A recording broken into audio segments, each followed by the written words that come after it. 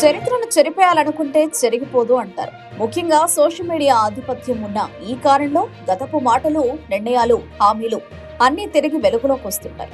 ఆంధ్రప్రదేశ్ ముఖ్యమంత్రి చంద్రబాబు నాయుడు గత వైఖరిపై ఇప్పుడు సోషల్ మీడియాలో జరుగుతున్న చర్చ అదే దానికి ఉదాహరణగా మారింది. తిరుమల లడ్డూ ప్రసాదంలో జంతు కొవ్వు కలిసిందనే ఆరోపణతో ప్రారంభమైన వివాదం రాజకీయ రంగు దాల్చింది. వైఎస్ఆర్సీపీపై ఈ వ్యవహారాన్ని మోపేందుకు చేసిన ప్రయత్నం ప్రతిఫలించలేదనే అభిప్రాయాలు వ్యక్తమవుతున్నాయి.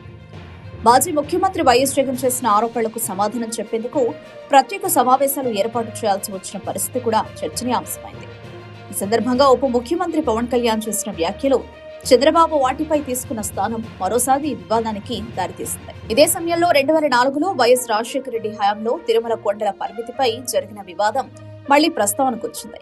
అప్పట్లో 7 కొండల అంశంపై స్పష్టతనిస్తూ జీవో జారీ చేసిన సంగతి, హిందూ దేవాలయాల వద్ద అన్యమత ప్రచారంపై నిషేధం విధించిన నిర్ణయాలు సోషల్ మీడియాలో వైరల్ అవుతున్నాయి. మరోవైపు 2009లో బైబిల్ మిషన్ కార్యక్రమంలో చంద్రబాబు చేసిన ప్రసంగం, ఆ జీవులను రద్దు చేస్తామని అన్న వ్యాఖ్యలు కూడా నెట్టింట చెక్కలు కొడుతున్నాయి. రాజకీయాల్లో కాలానుగుణంగా మారే పొత్తులు, ప్రకటనలు కూడా చర్చకొస్తున్నాయి.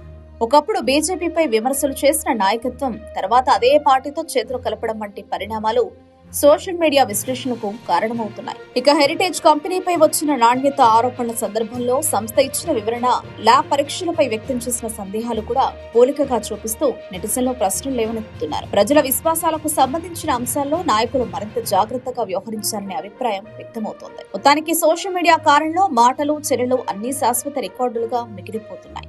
ప్రజలు కూడా గతం, వర్తమానం పోల్చి చూసే స్థితికొచ్చారు. రాజకీయ నాయకులు చెప్పే ప్రతి మాటకు బాధ్యత ఉండాల్సిన అవసరం మరింతగా స్పష్టమవుతుంది.